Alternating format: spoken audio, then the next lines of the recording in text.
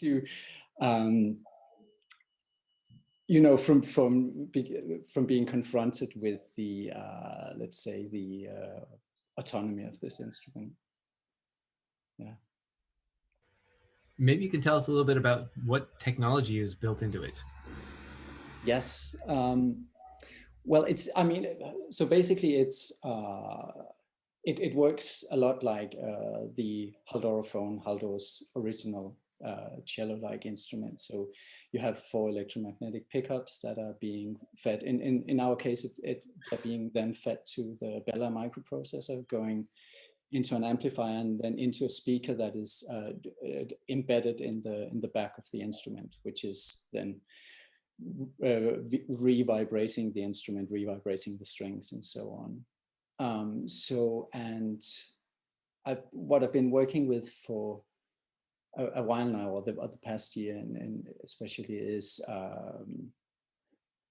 working with different approaches to signal processing on the Bella, and trying to come up with, let's say, approaches or algorithms that sort of uses the instrument's acoustic sound as its source material, but trying to alter that in a number of subtle and not so subtle ways. So in this performance, I'm using 2 different algorithms. One that is like that is making the strings try to sync their amplitude to each other, so, but which they always fail at doing that, which is splendid for improvising with. But so you get this like dynamically changing the instrument to work with, where you can, like, the moment you play one string, it drops in amplitude, but then sets another string going, and that just keeps evolving. And the other one is a like waveset, Trevor Wishart waveset granulation style algorithm that initially I just wanted to do time expansion on the instrument, because I've always been really interested in resonance and extended harmonic sustain, and I was just thinking I would want to sustain this forever if I could, but then of course when you start granulating, or especially the waveset algorithm works with zero crossing detection, you can end up with the signal becoming like, basically you end up with the instrument uncovering all of these intrinsic properties of its own acoustic qualities that then become stretched in time as well, and that gives a whole new ecology to improvise with. Yeah. So, but yeah, the Bella processor is central to this instrument. Very nice. I just sent a comment to everyone saying, use that little raise your hand function, and then let's expand this discussion. It's really interesting to hear what everybody else has as questions for you as well. So you can type the question into the chat. You can also just click the little raise your hand, and then we'll call on you, and you can unmute yourself. Okay, Palle, go ahead and unmute. Yes, thank you. Beautiful performance. Thank you so much. I'm curious how you perceive, because often when you play with these kind of instruments that are not, they're not intelligent, they are not super complex, but of course they have complex behavior, but still they often feel like you're playing with another being or organism. How do you have that feeling with this instrument? Because you touched upon that in this dynamics matching algorithm, that it sort of behaves in unpredictable ways. What's your experience with this instrument? Yeah, I've been thinking a lot about the term agency in this context, and I think I'm in a way now I've become comfortable with in performance. I don't have a problem approaching the instrument as if it is actually a cognizing being. I guess that's Daniel Dennett's intentional stance. Sort of like we approach it as basically as if it is another thinking being. That's fine in performance because it sort of works for me, and but then there's the more design-wise approach to it, where, because I'm not, I mean, I did, it's not really a black box. I kind of know what's going on, at least in the signal processing part of it. So I can't fool myself into thinking that this is actually, that it has intelligence in the way that we, in like what we conceive of as human intelligence. So I'm trying to navigate those two, let's say, understandings of agency. But even if you know what happened and wrote every line of code or something like that, it still does things that you cannot predict in real time. Otherwise, you wouldn't need a computer to do it for you, right? So yeah. I mean, yeah, that's the emergence part of it, especially with, yeah, it's too, I mean, already playing an acoustic instrument is there's lifetimes of exploration and just trying to understand how that works. But so yeah, I mean, it's like you said, it's fairly simple stuff. But then when you when that digital simplicity gets embedded in acoustic complexity, then there's all sort of nonlinear things start happening. thank you. There's a question in the chat, Dan. Yeah, I saw that. Till, good question. How's the room you're playing affect the sonic and playing qualities? Yeah. At first, I thought they wouldn't very much, but I've come to realize that it has luckily it has a big impact, and so there will, like, it'll impact basically at what, like, the strings tend to resonate at either, actually, like either the fundamental or the octave. But sometimes if you're in a particular room, it may suddenly start having its, like, resonating on the fifth or the third, which is in a way terrifying, because you can't decide very much in advance. It's difficult to really compose for this instrument, because you never know what will happen in the venue you're going to. But yeah, it really does affect the instrument or its behavior quite dramatically.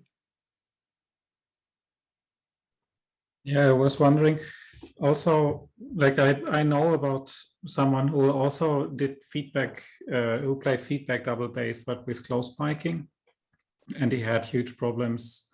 He noticed soon at some point that playing in front of an audience was very difficult, also because he wanted to be the sound to be very loud. So everything started resonating, and it made it basically impossible to play this. So in a way, this kind of feedback instrument is perfect for our time at the moment, where we are confined in these little rooms where we are by ourselves in these controlled environments. Yeah. Yeah, actually, I mean, the only live concert I played with it in the past year was at a venue here in Berlin, and for some reason, I don't know if it was the electricity at that venue, but I had these, like, terrifying digital clicks all through the concert, which is the only time I've ever experienced that for an extended duration of time.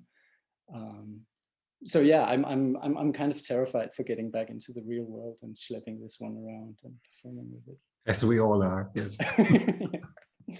Thank you. Andrew, I think you were next. Right. So thanks for that lovely performance. It was really, really beautiful.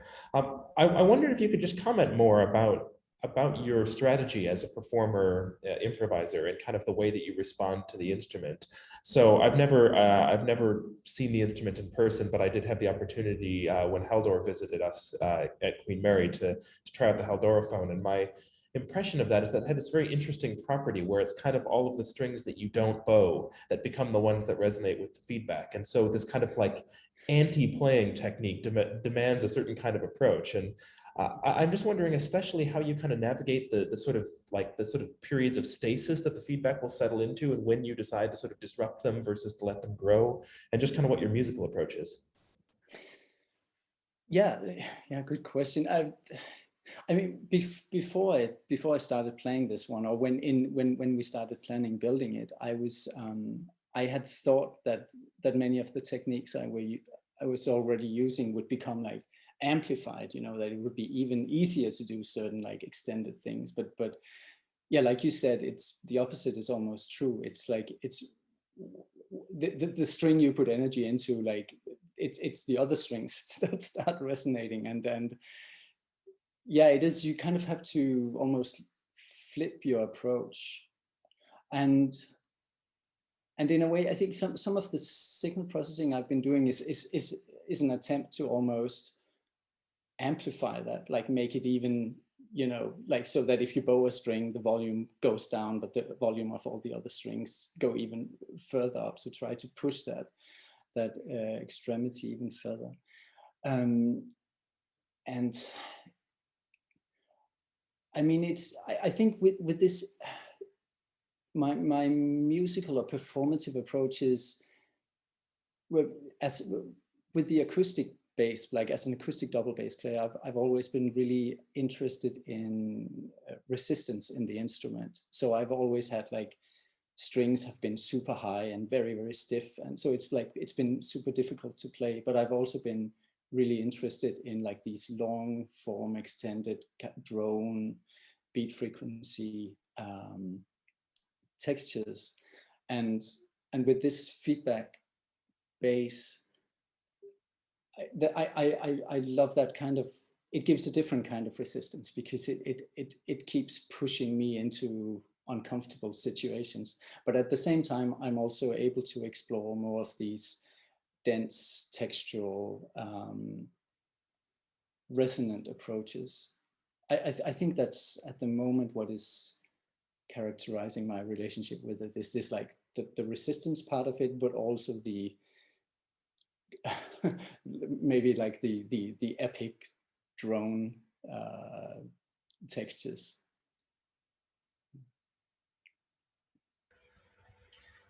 Very nice. I think you lowered your hand again, Lars, but that's true. That's because it's like about composition, but I think you answered it really nicely with the previous question.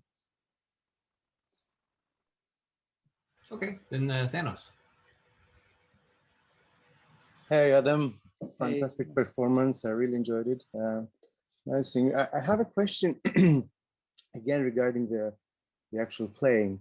I saw you didn't, let's say, fiddle much with the sliders on the side of the fingerboard. That maybe, I suppose you somehow you have automated the system within Bella in the code, let's say. So I'm wondering how much that defines your musical structure or not, and if you want to say a few things about that, because I recently got a feedback bass from Haldor, and I have to manage my time fiddling between fiddling and bowing, fiddling and bowing, so to speak. So if you want to say a few things about that, just to give me some thoughts. Thank you.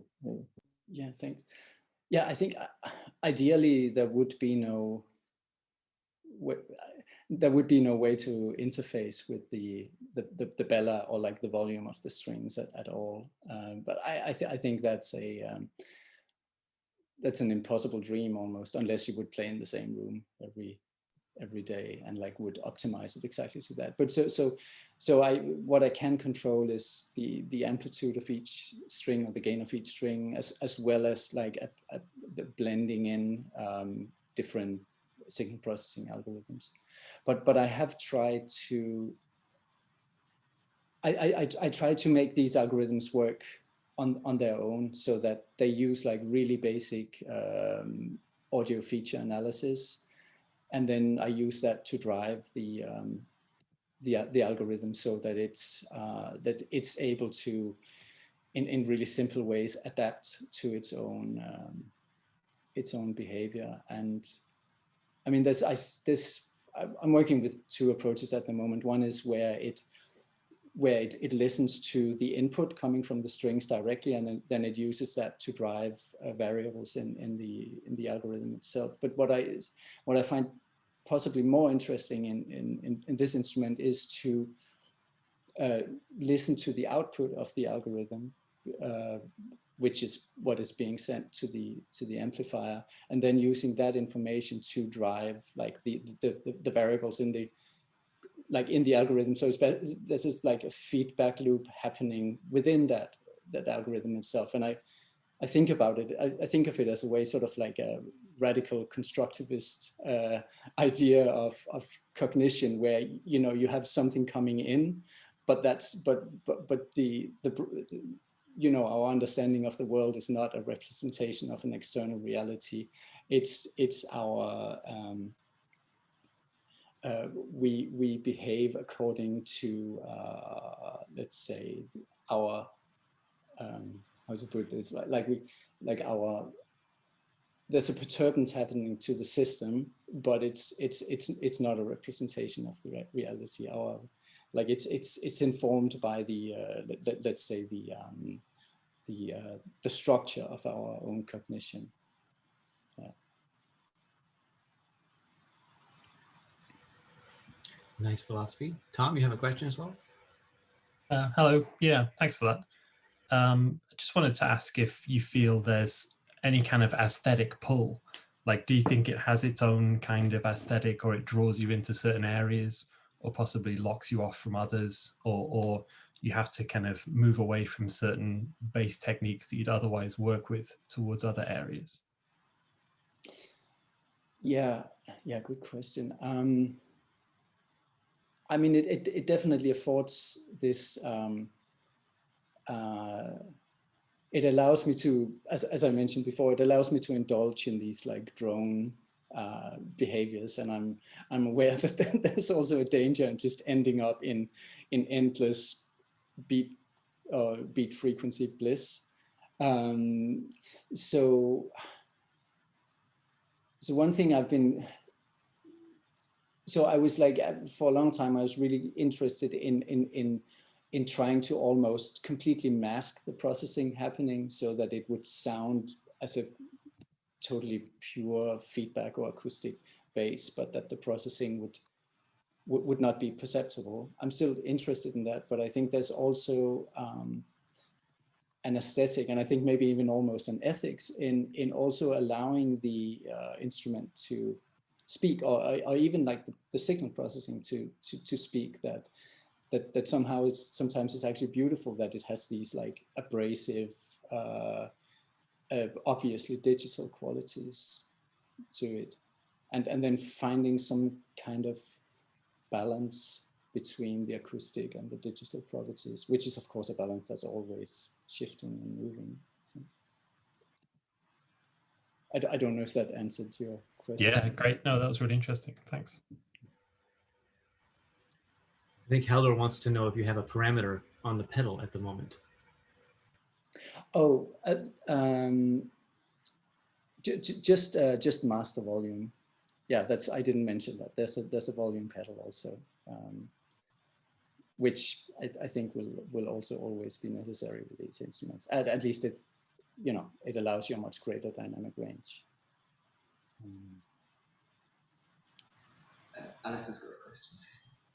Hi, Adam. Thank you so much for that really beautiful performance. So yeah, some of them have been answered already. Thank you. I was interested, at one point you looked like you were actively, shortening, so like you might finger a string before bowing, but you were kind of quite carefully preparing your position in your left hand, but like with your right hand. So I mean, like stopping. Were you trying to find pre-explored kind of known spots where you could get a new resonance? You were adjusting the string length there to tune the resonance. Does that make sense?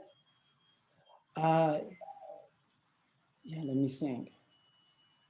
Yeah, I mean, yes, I think I do during practicing with it, as you know, there are certain places like sweet spots on the instrument that you discover. So that's, yeah, I think the moment you are thinking of was like kind of maybe one of the more compositional moments of having a feeling that, okay, this exact spot, if I'm like there, then stuff is prone to happen. But as we all know, it's not always what happens. And sometimes it takes a really, really long time for stuff to build up. So you'll be having, holding the same position for what feels like minutes and nothing happens. And then suddenly there's this pitch that slowly rises out of nowhere. It's very curious. Yeah, I was interested in that balance in your performance of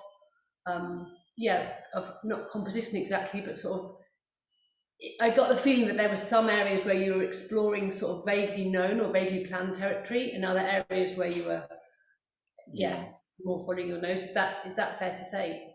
I'm interested in that practice myself of how do you get that combination, I suppose, of composition and improvisation? Yeah, absolutely. No, it's true. It's rare that I completely just improvise with it. There's usually some predetermined ideas, but maybe not even pitch material, because that's also so precarious. It's more about, for me at least, developing certain approaches or tactics that there's you can enter some sort of domain, but it's can be highly not specific in regards to pitch or other parameters, but there's some kind of thing going on there that you can enter that. Yeah, thank you. And just to comment as well, it was really nice to hear that conception of the double feedback loops. That's exactly actually some stuff that Chris and I are doing at the moment. We've fallen on exactly that idea where you've got the feedback loop through the cello, and in fact through some other analog modular stuff, and then a feedback loop going through the pitch analysis, like an MFCC on a neural network on the parameters of the modulator. And it suddenly reminded me of, you said radical constructivist stuff, but like Ross Ashby, his whole idea of ultra stability, right? That whole idea of organisms and their environment, and you have the immediate feedback loop, which is like our audio feedback loop, and then you have a longer term feedback loop, which is the learning, the adaptation, right? And that's our kind of parameter feedback loop. So it's really nice. It seems like there's this kind of design pattern arising in the use of these systems, which not surprisingly is reinventing cybernetic kind of patterns. So that's quite nice, isn't it? No, yeah, exactly. I mean, what started all of that thinking for me was actually your PhD thesis and your work with Ashby's homeostat and all. Oh damn! I thought it was emerged. I thought it had emerged and converged. No, I stole everything from you. Oh, well, great, but it's lovely. It's really, really lovely. Thank you. Nice, Luc, you're next. Yeah, thank you, Adam.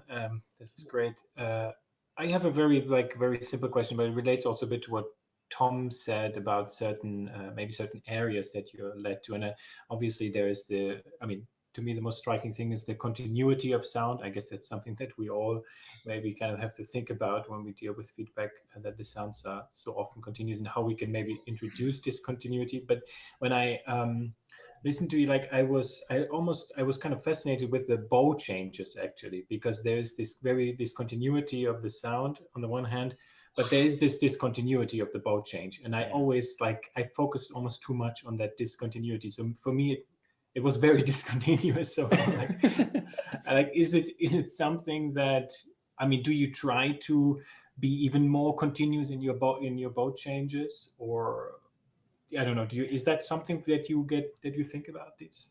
Yeah, it's funny. I've just been for my annual progress review. I was writing on exactly bow changes, actually, and you're completely right. Even on an acoustic instrument, that's about the hardest thing there is, a bow change. It's bizarre how difficult that actually is to execute. So, and then, when you then have what is supposed to be an acoustic instrument, and you put an amplifier in, and you drill a hole, and you put a speaker in it, and you add all of this mass, then you get a actually really slow instrument. So bow changes become even harder to execute gracefully. So yeah, actually, especially with this algorithm that analyzes zero crossings, because it, of course, it loves discontinuities, and it loves sort of like high entropy signals. So any bow change will become like this drawn out, you know, thing. And so yes, what I've been thinking about or trying to work on lately is either like making them as you know, continuous as possible, or if not, then like trying to kind of overemphasize the discontinuities, because it's impossible to hide that. There's no, you know, there's nowhere to hide those changes. Yeah. Yeah, thanks.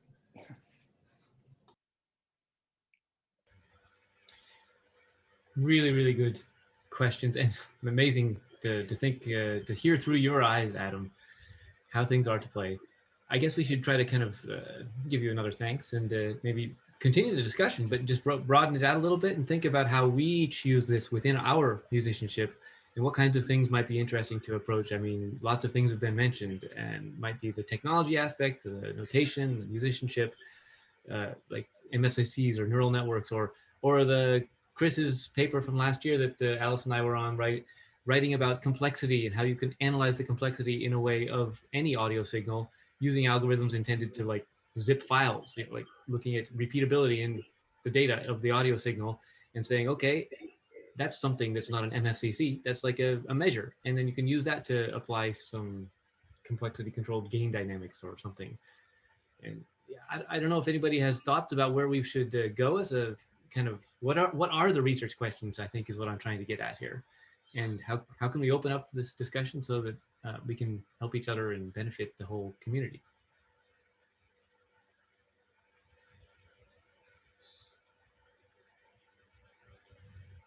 Chris, maybe you have something to add about, not necessarily specifically about your last year's, the paper last year that we wrote for 9, but you know, like, what is this feedback musicianship network hoping to achieve? Yeah, so I think what we're kind of aiming for at the end of the year is to really figure out a research agenda and figure out what the burning questions are about feedback musicianship. And when we talk about feedback musicianship, it's a really kind of broad area that brings in lots and lots of different instruments. So some of them hybrids. There's some people here working on software instruments as well, pure analog. So it's kind of really broad area. And so how can we all come together and figure out how to, I think people who make instruments here or play feedback instruments are well aware of the kind of issues that we experience, and how can we make, I don't know if you can say how can we improve the experience, because I don't know if improving is the right word, but you know, how can we change our instruments and design better instruments and think about how we can perform with them and the different potentials of these instruments. So that's what we're trying to kind of go for over the next year. And with such a lot of amazing expertise in the Zoom room here, it'd be really interesting to start thinking about what we should be talking about over the meetings in this network. And I can see Gianluca's got his hand up, so maybe we can go with Gianluca first.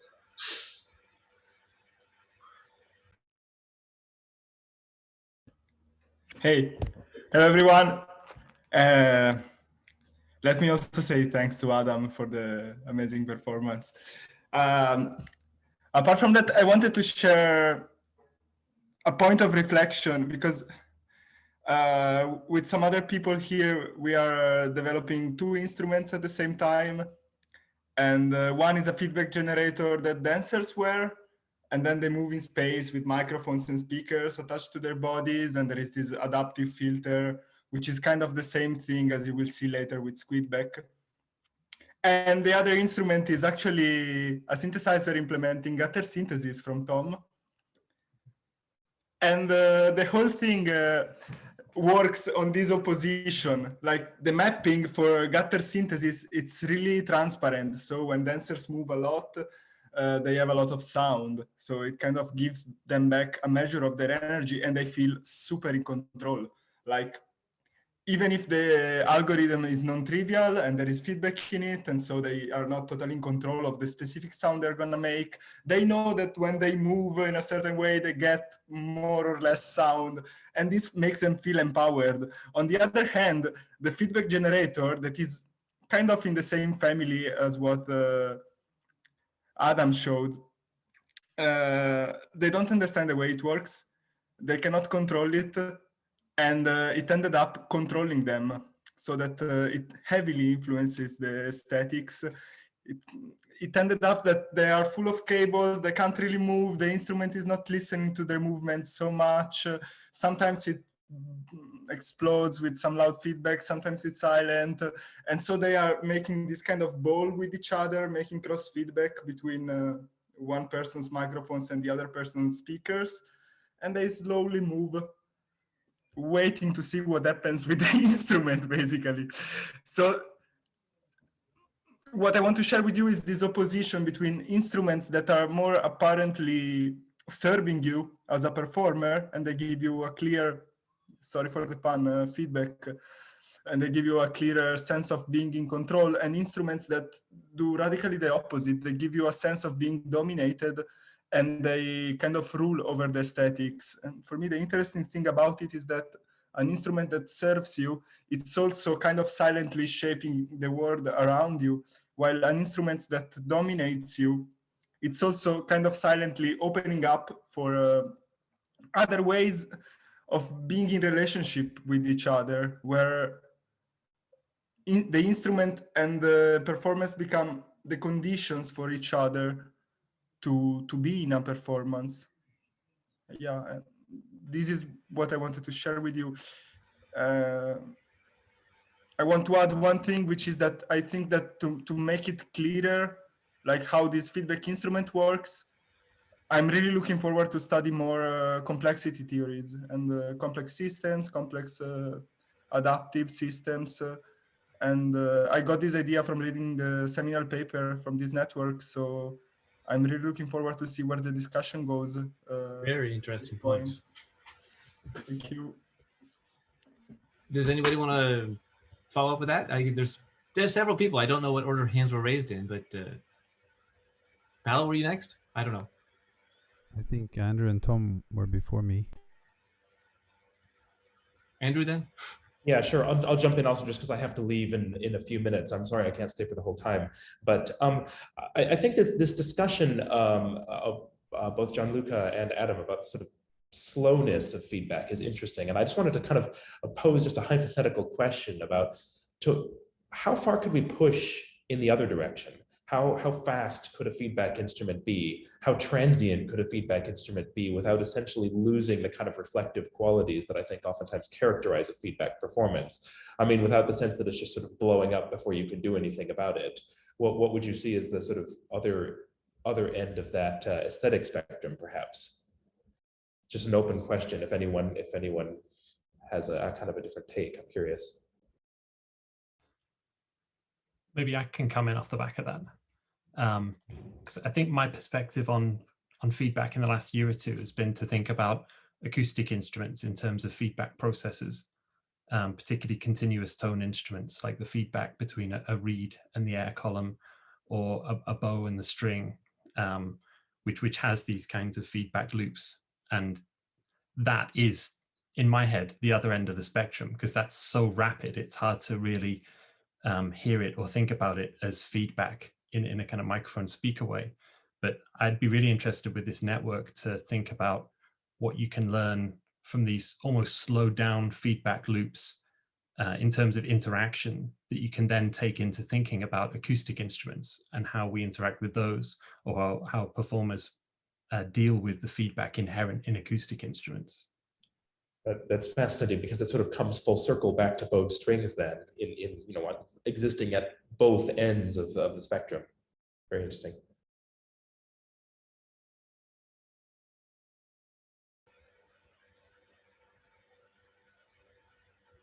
Hal? Yeah, going back to this initial question about what kind of research questions there are, personally, I'm since a very long time interested in how to navigate these parameter spaces that are very dynamic and have a large degree of hysteresis and maybe large regions that actually are unplayable or chaotic. They may have singularities where it explodes and you have to back up and how to find those sweet spots. Just imagine the parameter space of two frequency intermodulating oscillators. You know, most have probably tried that simple patch and it sounds wonderful. It ends up in semi-periodic oscillations or it's complete noise somewhere, but also inside that parameter space there are thin lines of beautiful patterns and you know, how we can perhaps by using to connect to another network with partly the same people, machine listening algorithms, or you know, augment our ability to navigate these spaces either by pre-processing and creating mappings or by actually navigating them with the aid of various algorithms in real time. I think that is one very interesting aspect that I'm personally interested in and always sort of work with. Another one is the one that we discussed with Adam just before, the sense of agency of what we may call a simple complex system that has sort of surprising sense of agency in itself, even though it's very different to play an instrument that even has a simple feedback mechanism in it compared to play a normal instrument. And the perception of that and how and where that appears is very interesting to me also. Just a few thoughts. Yeah, those are all very good points. Yes. I could maybe just add, and it's horrible to quote yourself, but in an old 9 paper where I was navigating this kind of system, I wrote, I have to rely on trial and error, or rather on performance patterns such as probe and react, find and rest, explore and contemplate what you have before you lose it, or ponder and vary, discover and exploit, or possibly even go to the limit and jump ship. And that's sort of, you know, in a very complex formulation, all the strategies that I used playing that particular instrument, and these reoccur every time I play a feedback circuit in some way. But I would like to go further in that direction and find out how we actually think, what strategies we use as musicians when playing them, and how we can, you know, also design for them. You really just inspired Andrew. Take a look at the comments, everyone. Making a minimalist feedback design challenge where everyone starts with the same basic feedback mechanism, could be software-based, develops their own short performances on simple instrument or just a simple instrument, sharing it at our future meetings. That would be awesome. Yeah. Same system, different mappings. Yeah. Yeah, great idea. Nice. Thor, you've been raising your hand for a while. Not sure it's been a while, but let's see. Yeah, I think I share all these interesting research questions and the interest in them, particularly this idea of agency and letting go of your own agency into the instrument itself.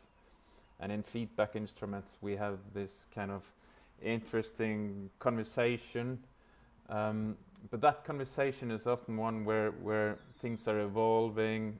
There is feedback. Feedback has a certain nature, and I'm talking about the longer feedback, not the feedback that Tom was talking about.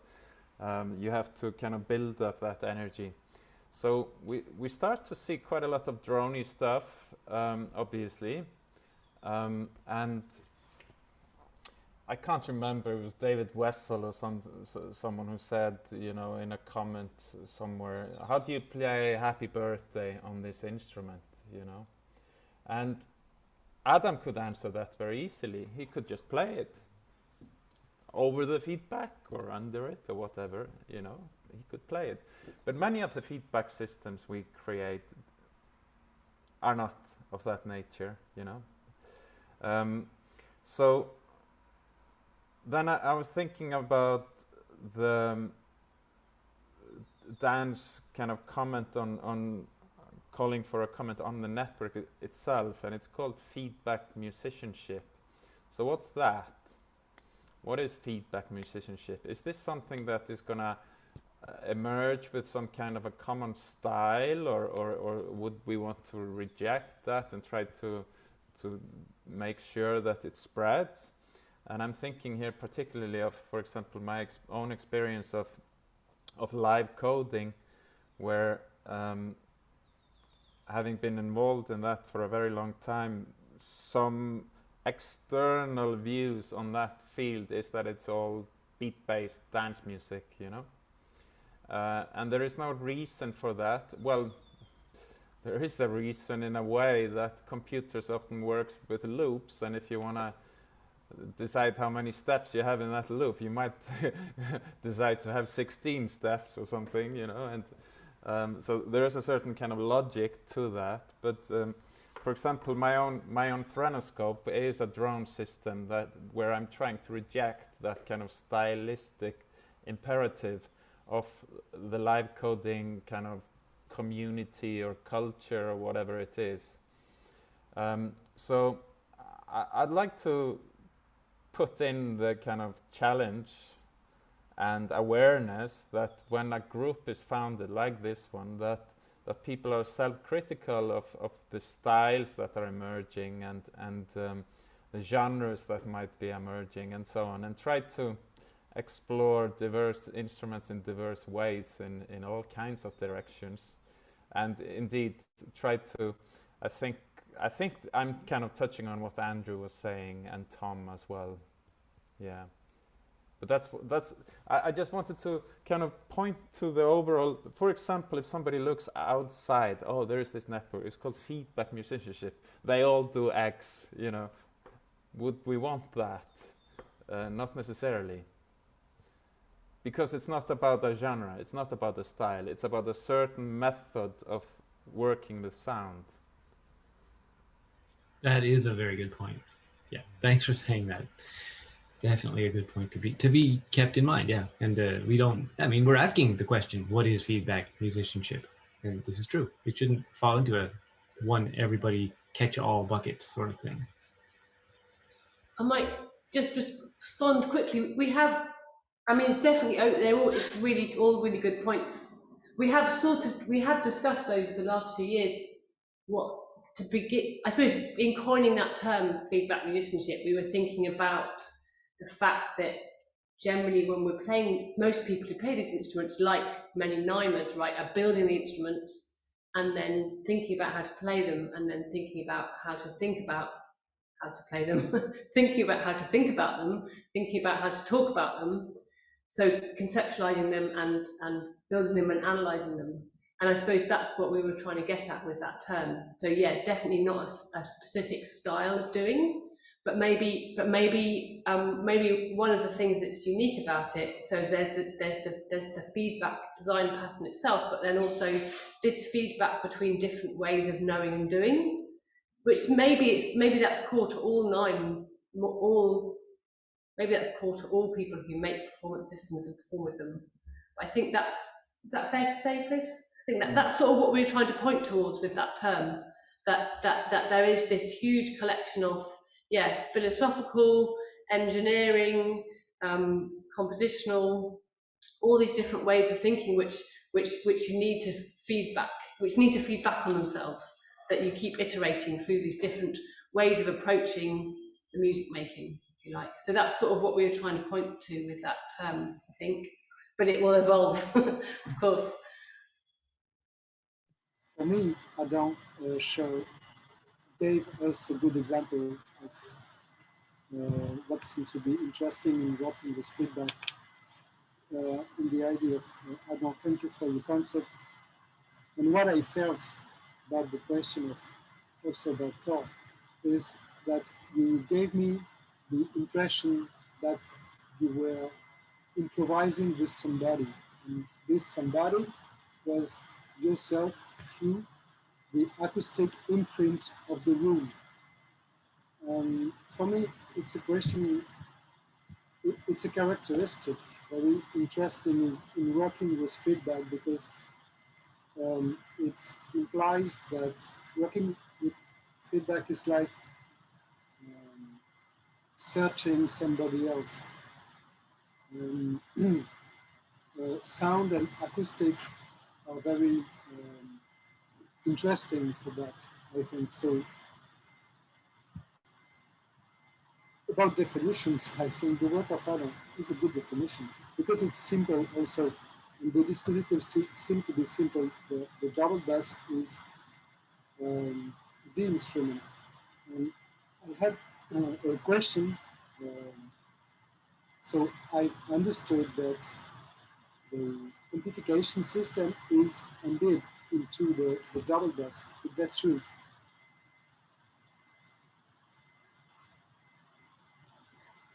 Sorry, there's a bit of noise on the line. Could you repeat the question? Oh, sorry. Yeah. The amplification system is embedded into your double bass, yeah? Yeah. And there is loudspeakers? Yeah, there's one loudspeaker in the back of the instrument. Loudspeaker or an exciter loudspeaker? No, it's an actual. It's not an exciter. It's a loudspeaker. So Haldorn he drilled a hole into the instrument and. Okay. Put so it when you play, there is a parity of the volume of the bass and the sound from the loudspeaker. Yes. Yeah, that's right. Okay. That's a great job.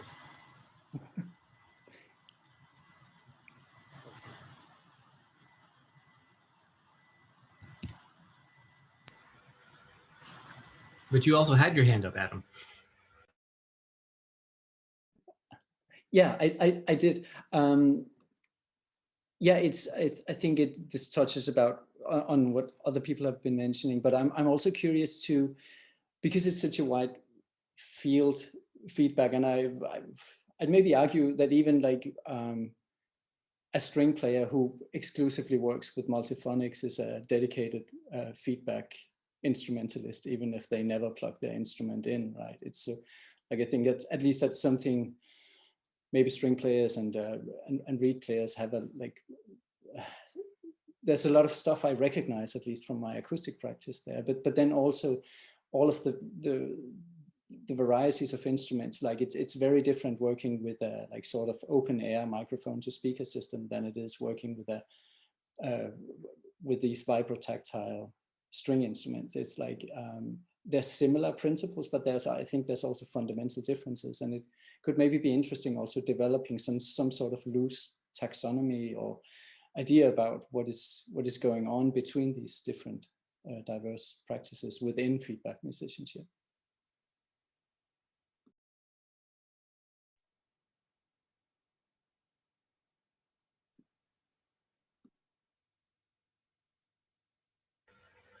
I think Lars, you were next.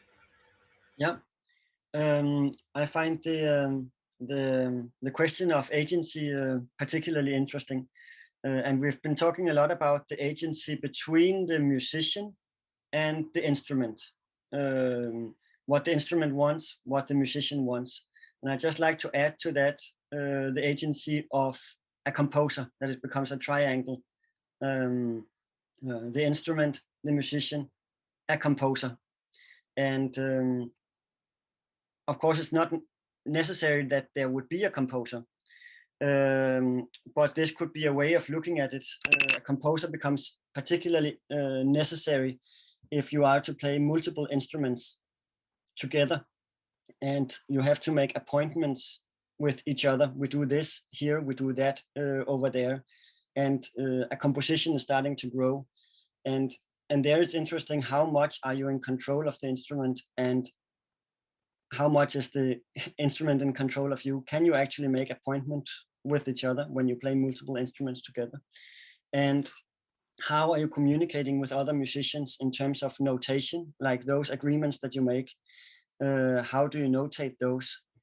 In the work of a composer, there is also an element of preserving a piece of music as a work, which is different from an improvisation. Of course, you can record an improvisation, then it's preserved, but a composition is also preserving the essence of a piece of music what do you intend to do with the music.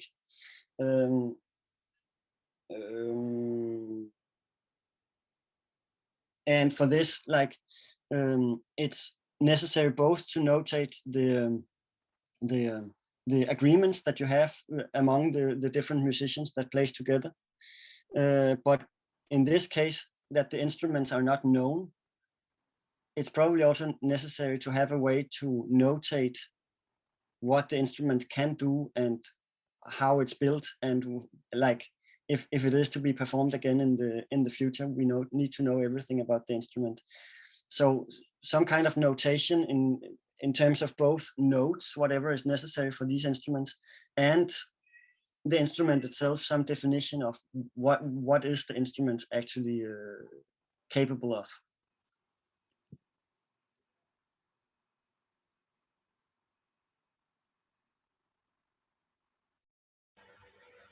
Gianluca?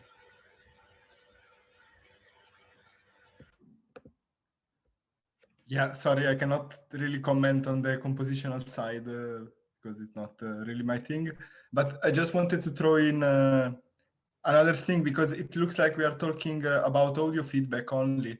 And I was wondering if anyone works with feedback which is not, let's say, Larsen effect, is not audio feedback, but some other feedback like control data, something else.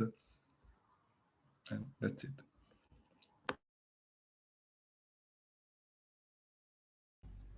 Sorry, I don't know how to raise my hand, but can I weigh in for a second? Because yeah, I'm actually working. I did some work with an audio feedback, like the pure thing, but also I'm recently experimenting with something I would call non-direct feedback, which is having a couple of electronic instruments to react to external sound in certain ways that are predictable, but they influence each other in sort of a loop that is not really direct, and it takes some time for it to come back to the starting point, but yet it's still a kind of a feedback that you can influence, being one of the elements of the signal chain and changing the way they are behaving. So I think there are two things coming through from all of you are saying, or some of you were saying. One thing that Adam pointed out, that the fact that you cannot fully control it, what's happening, is both positive and negative. I mean, the positive aspect of it is that it kind of can surprise you in a similar way as when you improvise with another musician. So he's kind of responsive to what you're playing, he or she, but they can also throw their own ideas at you and you have to react to it somehow. So maybe this is one of the aspects why working with feedback is exciting and inspiring at all in general, that you kind of know how to control it and you have certain techniques to get a grasp of what's happening, but at the same time you get inspired and surprised, and even when you perform on your own with such a system, you can get inspired and catch a flow which otherwise you couldn't if you would just play a regular instrument. Which brings me to another point, that even if you play an instrument that is not a feedback instrument, your instrument is influencing the way you play, the way you improvise, and it has its own constraints and its own affordances. So I think that using feedback instruments is similar in a way that you have to take into consideration that there always will be things that it allows to do and encourages you to do, as well as things that would be very difficult to play on it. So you wouldn't probably be able to play Happy Birthday on a snare drum, apart from the rhythm, or harmony on a flute and stuff. So probably when you start to think about feedback instruments as a tool that a composer would bring into his or her score or a piece, there are always some constraints no matter what the instrument is. So maybe in this case the constraints are very specific ones, and but still it's not that much different from a regular instruments, I would call it. Yeah. Thank you.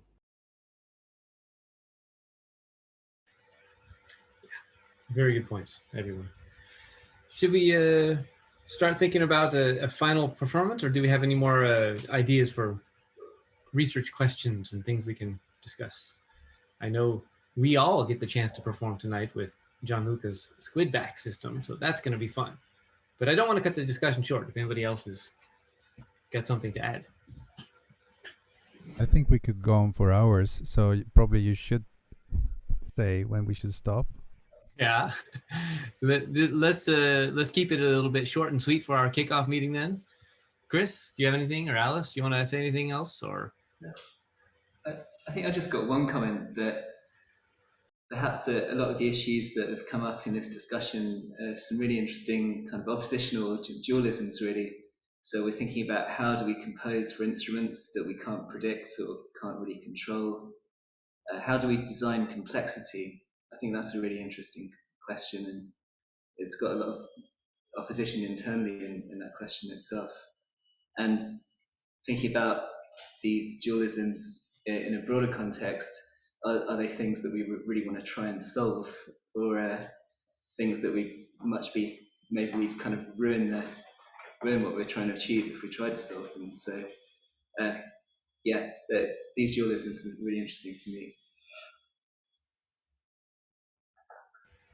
Yeah, actually, just to follow up on that, it's really interesting that some of these problems, do we want to solve them or not? Because if you solve them, you've made it less interesting in complexity land, or it just depends. But yeah, good points, Chris. Who was that? Go ahead.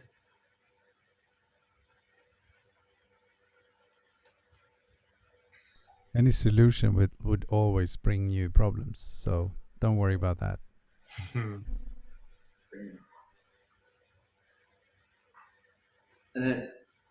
Gianluca was asking about non-Larsen effect feedback, and I was thinking about use of neural networks in mapping. So neural networks are often recurrent ones, have got their own internal feedback systems, and we've definitely done a lot of work at Sussex creating coupled systems where you have a feedback system kind of oscillating with another feedback system and seeing how that works.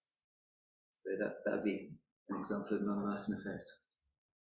I'm sure there are many more.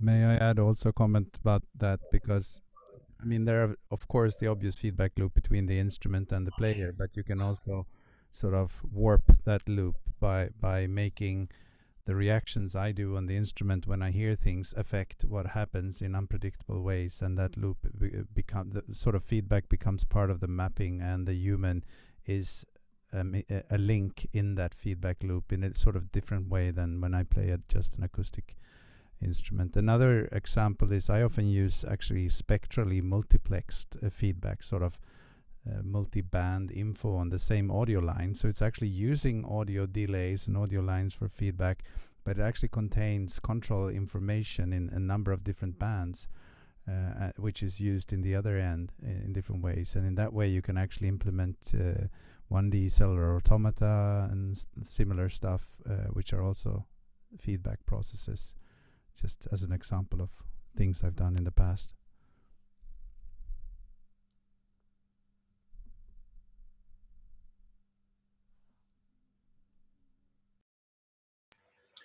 Yeah, I think this network is very much open to all sorts of, not just Larsen, but all different types of feedback. Though yeah, you have to just specify what you're looking at in terms of the research. I mean, for example, the paper which is up on our website already for this year's 9 that I put a link to in the chat, that is it's specifically not just feedback instrument, but self-resonating instruments, such as Haldorophone, Haldoro bass, and some of the feedback cellos Chris and Alice play and have designed, and I have some violin things that do that too. That's in the paper, there's a list of many other instruments. It's just that we have personal experience with a kind of subset of feedback instruments that is specifically self-resonation. So yeah, I mean, when you're looking at research questions, you have to figure out where it is you want to go. If it's cellular automata, that's great, but it's a lot of interesting questions have to be asked out there. So, but I think we could hand I don't know if anybody else has wanted to say last comments, but otherwise, Gianluca. Chris? Wondering if I could jump in. Oh, sorry, was someone else about to speak? Yeah, I was just saying Paul's got a question. Yeah. And great. Thanks to Adam and thanks to the network organizers. This has been a really interesting discussion and great performance. Is there, one of my questions is there a list somewhere on a website of all the membership of this network and the kind of different backgrounds that we have around the table? I mean, I recognize quite a lot of people here, but I don't know everyone. The reason I asked this is that I'm wondering if there is expertise that's missing from the network at the moment, maybe from people outside of, music practices, expertise in different types of feedback from outside of music that might be interesting to bring into the discussions that we're having about feedback, about complexity theory, about this type of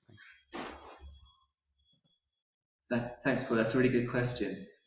We've got a list on the website of people who are named on the original bid, and of course, we'd like to expand that and bring in more people to the extent we can in the events.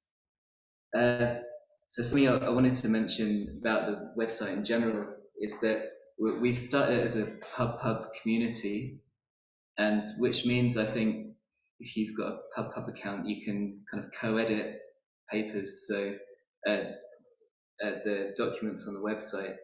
So we're trying to kind of start to collate a list of people who are active in feedback music and a list of research publications, examples of people's instruments as part of this network. So this website is a kind of repository for that. So if anyone would like to contribute to the website, just please send us your pub account name, and you can go and fill in a bio or add a bit about your instrument or something like that. That'd be really great.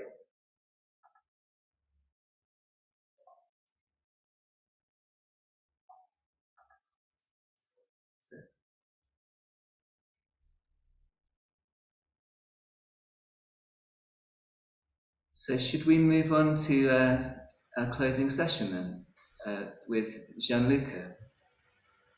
That would be great. Gianluca, you should give us an introduction to this. Hey, yeah, since I don't think we're going to have time to talk about this later, so I think we're closing off with this. But just very quickly, this is a web application that runs some Larsen effect through an adaptive filter. And the goal of the adaptive filter is to bring up some feedback frequencies and then take down the ones that are resonating too often, so that there is a chance to get some variety in there. Maybe it's interesting to know that this comes from a previous work that was a smartphone application. And in that one, I was trying to go for the slow drone-ish approach, while in this one, I took a bit of a different route aesthetically. So it should be a bit faster. It's still drony, but we are going in the direction of faster feedback.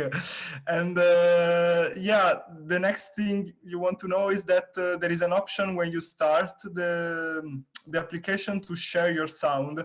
Please check it, because then you share sound through the network and everyone is sharing audio with everyone else. And this should open up other possibilities for even talking to each other if you want, but yeah, for cross feedbacks to occur over the internet. Last thing, there is not much else you can do. There are no controls. You cannot turn a knob to do anything. So the only way you can affect this is to move speakers and microphones away from each other, put your device into a pen or close to a corner of the room. These are all things that should affect the resonance of the instrument. So if you put your hands close to the microphone, if you put into a pot, in a bottle, stuff like that, it will work. You're welcome to connect with more than one device. There are known problems with iOS mobile devices due to the amazing policies that Apple gives us. So on iOS, it should work on Safari. There is no chance it works on any other browser, unfortunately. On other platforms, I suggest Firefox or Chrome derivatives, like Chromium-based browsers. This should be the best. So before we go, anyone has any question? Is somehow clear? Well, I do, but I know the answer already.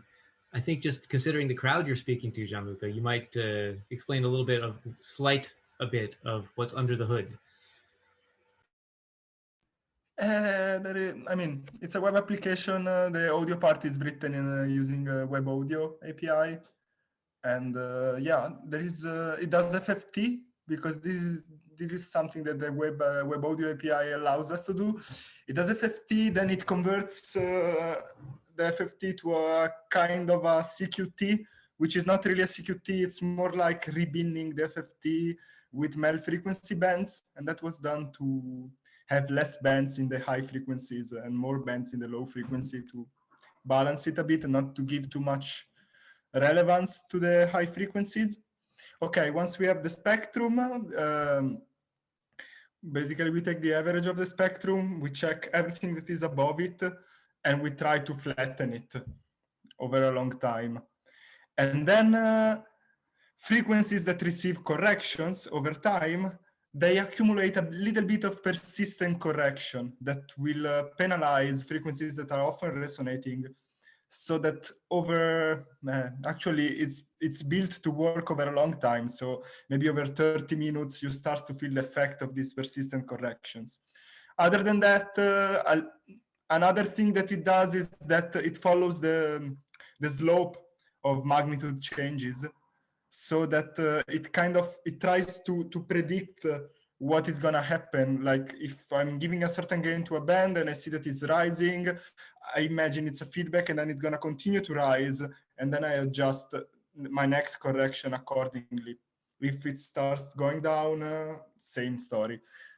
So that's pretty much it. Is it clear? Any questions, anyone? So is the idea that we'll all go there and spend 5 minutes jamming with this and see what happens? And have your virtual cocktails ready while you're at it? Yeah, also maybe start with low volume and turn it up as much as you like.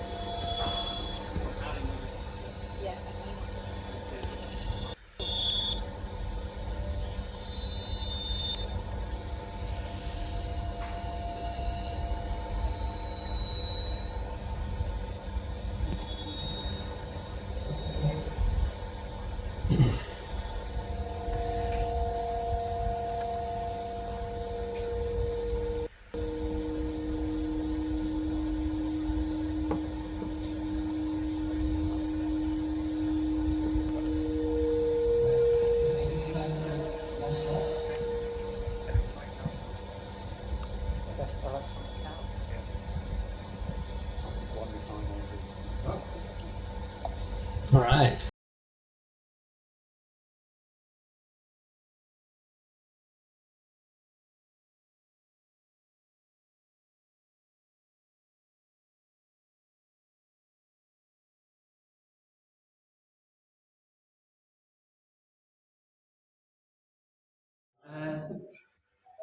Then just to wrap up, really, we're going to be organising something else in September then, and which will be another similar online meeting to this. We'll have some sort of put some feedback in here. Some sort of maybe a kind of academic talk and a performance at that meeting. So I think the only thing is to say thanks loads to everyone for coming, and we're really looking forward to how this network evolves over the next year. It's going to be really exciting, and it's really good to kick it off with this great discussion today. Exactly. So Yes. thank you all, and we'll be in contact through whatever channels we've got. Thank you so much for joining, everyone. It's great to see everybody here. I have a question. Yeah? So your dates for these various events were a bit vague. So we don't have a date yet for the next upcoming events, except possibly the final event. So you will have to keep an eye, and we'll send a note to everybody who's interested through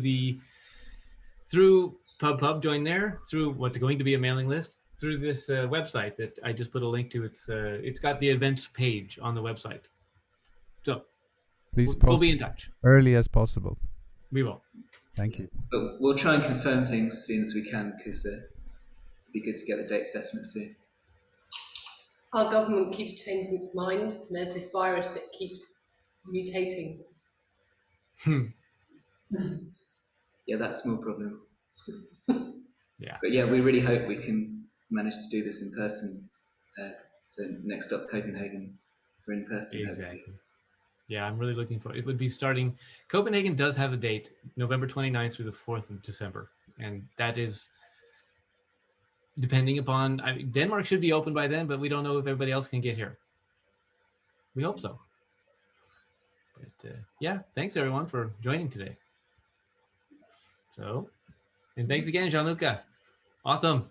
Good back. Yeah.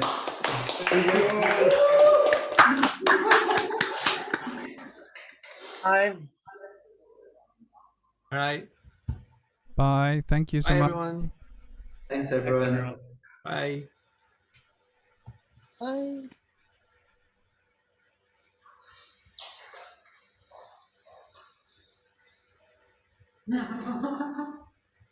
No.